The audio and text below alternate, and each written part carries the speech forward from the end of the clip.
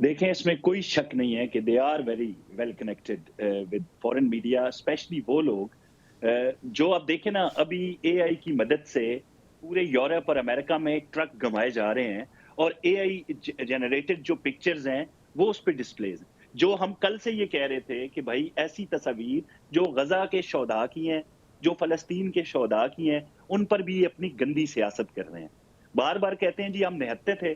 आपने वो फुटेजेस नहीं देखी कि इनके हाथों में मशीन गन्स उठाई हुई हैं, इनके हाथों में वो जो टीयर गैसेस वाली गन्स हैं वो उठाई हुई हैं और उससे वो शेल फायर कर रहे हैं। जो लॉ एनफोर्समेंट एजेंसीज हैं, हमारे लोग हैं, चाहे वो अफवाज पाकिस्तान से थे, रेंजर्स थे, पुलिस थी, उन पर ये मुसलसल आंसू गैस, जब ये चले वहां से अटक पुल इन्होंने क्रॉस किया, वहां से ये गुलेलों से, टीयर गैसेस गन से, मशीन गन्स हत्ता के।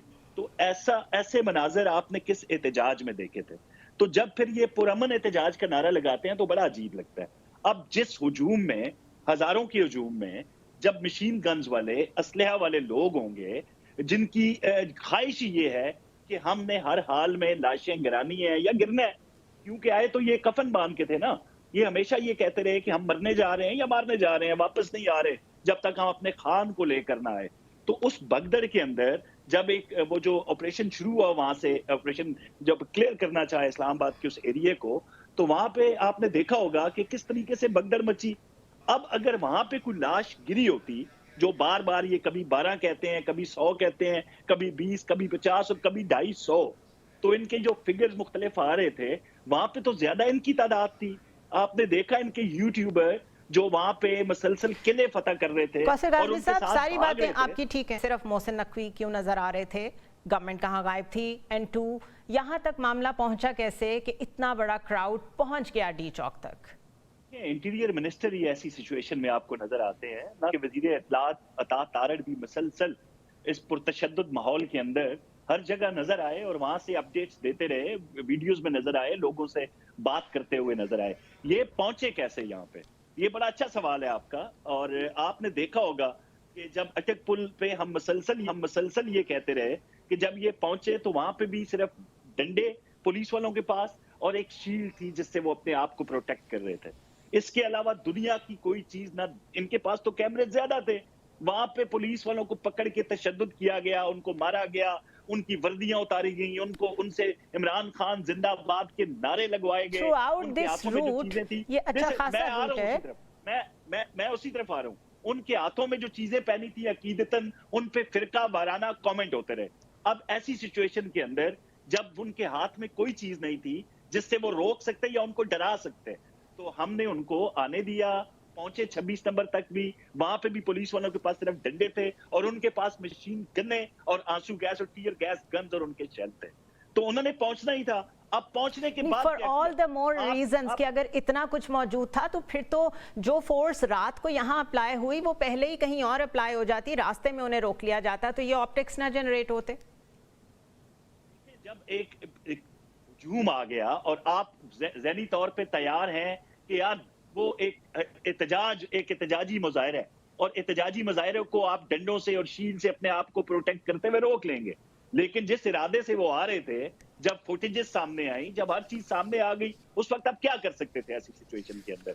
वार्निंग दी गई उनको, रेड जोन से दूर रखा गया। लेकिन आप निजी चैनल देखें ना, आप निजी चैनल्स पर जब हमलावर हुए ये इस्लामाबाद के अंदर, तो वहां पे सहाफियों को लूटा गया, उनसे कैश ली गई। अब आप लोगों से पूछे ना जरा, उन सहाफियों से जो मैसूर होकर रह गए थे, तो इसको आप पुरअमन एहतजाजी मुजाहिरा कहेंगे? ऐसा हो नहीं सकता। अब हो क्या रहा है जिसपे हमें बहुत ज्यादा तकलीफ है? बलोचिस्तान के अंदर जो फोर्सेस दहशतगर्दी के खिलाफ जंग में हिस्सा ले रही हैं, उनकी वीडियोस ये शेयर कर रहे हैं पीटीआई के लोग। इनकी शर्म, इनकी गैरत खत्म हो गई है और ये बारहा उन पे लिख रहे हैं कि आप देखें इनको कैसी मार पड़ रही है, वहां पे हमारे बलोची भाई इनको मार रहे हैं। तो उनका मकसद ये है। एक और सवाल आपने किया था, मैं 30 सेकंड बहुत ज्यादा हम सियासत में पोलराइज हो गए हैं, आपको नहीं लगता? मैं डॉक्टर हुमायूं आपकी तरफ आती हूँ।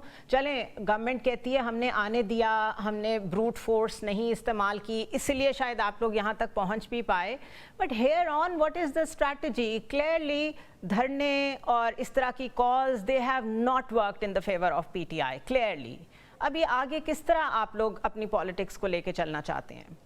मैं आपके प्रोग्राम से, अगर ऐसी कोई बात हुई है जहां पे किसी भी जगह पे, चाहे वो बलूचिस्तान हो, चाहे वो केपी हो, अगर वहां पे इस तरह की बात हो रही है कि कोई टेररिस्ट ऑर्गेनाइजेशन किसी पाकिस्तान की मिलिट्री या पाकिस्तान की पैरामिलिट्री या पाकिस्तान की पुलिस फोर्स को मार रही है और लोग उसके ऊपर कमेंट कर रहे हैं, आई स्ट्रांगली ऑब्जेक्ट और आई नहीं, वो स्ट्रांगली विजुअल्स की बात कर रहे हैं, जो मुझे समझ आई है वो कह रहे हैं कि कहीं और के विजुअल्स आप लोग कहीं और यूज कर रहे हैं, that is what he is saying. But मुझे please kindly if you could get to my question, मैं आपकी आगे की स्ट्रेटजी समझना चाह रही हूँ कि आगे आप लोग किस तरह चलेंगे। स्ट्रैटेजी पे आता हूँ। देखिए, इससा होता है जब हम पॉलिटिक्स की बात करते हैं, लेट्स से जब हम क्रिकेट की बात करते हैं या हम किसी गेम की बात करते हैं, हम उस गेम के रूल्स के लिहाज से करते हैं कि यार ये पिच कैसी होगी, ये स्पिनर वाली होगी, हम क्या करेंगे, ओवर्स कितने होंगे, हम उस रूल्स के लिहाज से करते हैं। पॉलिटिक्स के जो रूल्स होते हैं वो डिफाइन करती हैं, आपकी जो कॉन्स्टिट्यूशन है वो डिफाइन करती है। राइट।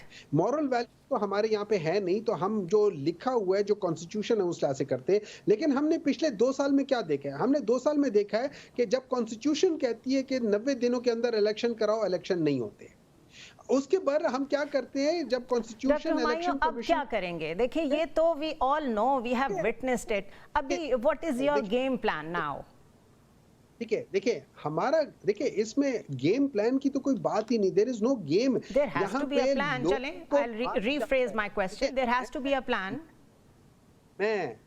मैं इस वक्त जिस हालत में हूं, हमारे पाकिस्तानी, इनको चूंकि केपी वालों ने अगर वोट नहीं दिया होगा तो शायद इनको उन पे गुस्सा होगा, उस पे शायद कर रहे होंगे, लेकिन मैं as a Pakistani, not as a Pakistan Tehreek Insaf, मैं एज अ पाकिस्तानी 2 डिमांड्स करता हूं। नंबर 1, ये पूरी गवर्नमेंट जिन्होंने इतने लोगों को, अगर वो 10 लोग भी थे, उनको गोली मारी है और उनको वो किया है, दे शुड रिजाइन। नंबर 2, एक इंडिपेंडेंट जुडिशियल इनकी इंक्वायरी, फैक्ट फाइंडिंग कमीशन की बात उमर अयूब ने भी की है। Fair enough. Justice of Pakistan, मैं चीफ जस्टिस ऑफ पाकिस्तान से कहता हूं कि according to the practice and procedure act, जो उनकी 3 कमेटी हैं वो करे और इस पे full bench suo motu action लिया जाए और वो पूछे। और अगर वो ये नहीं करते, in my opinion, he does not have the right to sit on that seat, G. That is what I would demand. That is what I would demand. Strategy is not only to stand for the victims, it is part of it. But आगे कौन सी leadership ने आना है, मैं आपसे ये पूछना चाह रही हूँ। बट कौसर काज़मी साहब, मैं आपको एंगेज करूंगी।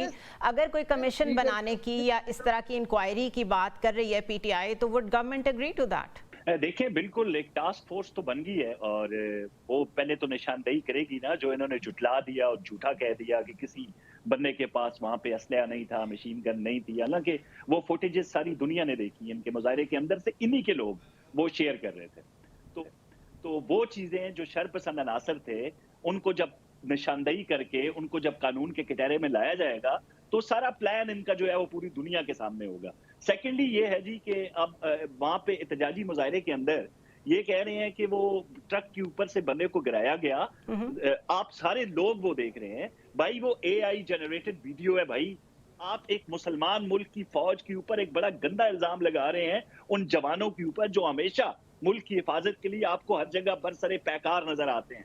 वो कलमा गो लोग हैं, वो नबी का कलमा पढ़ने वाले लोग हैं, वो किसी नमाज पढ़ने वाले शख्स को इस तरह नहीं फेंक सकते। जिन्होंने जिस तरह डी चौक को खून में लथपथ दिखाया ना, आर्टिफिशियल इंटेलिजेंस की मदद से तस्वीरें बना के, और वही तस्वीरें आज यूरोप और अमेरिका में जो इलेक्ट्रॉनिक ट्रक होते हैं उन पे लगा के पूरी दुनिया में पाकिस्तान किया जा रहा है। वो कौन कर रहे हैं? वो इन्हीं के लोग हैं जो बैरूनी ममालिक में बैठे हुए हैं। आपने भी मेरी बात को नहीं समझा था, मैंने बिल्कुल ये सही कहा कि बलोचिस्तान के अंदर, केपी के अंदर जो पाकिस्तानी फोर्सेस पे हमले किए गए, जिनको वीडियोस जिनकी बनाई गई, उन्हीं वीडियोस को इस्तेमाल करके खुशियां मनाई जा रही हैं कि देखें जी हमारे बलोची भाई बदला ले रहे हैं इस फौज से। ये पीटीआई के लोग बैठ के जो बाहर बैठे हुए हैं, वो ये इन हरकत में और इस किस्म की मकरू हरकतों में जो है वो नजर आएंगे।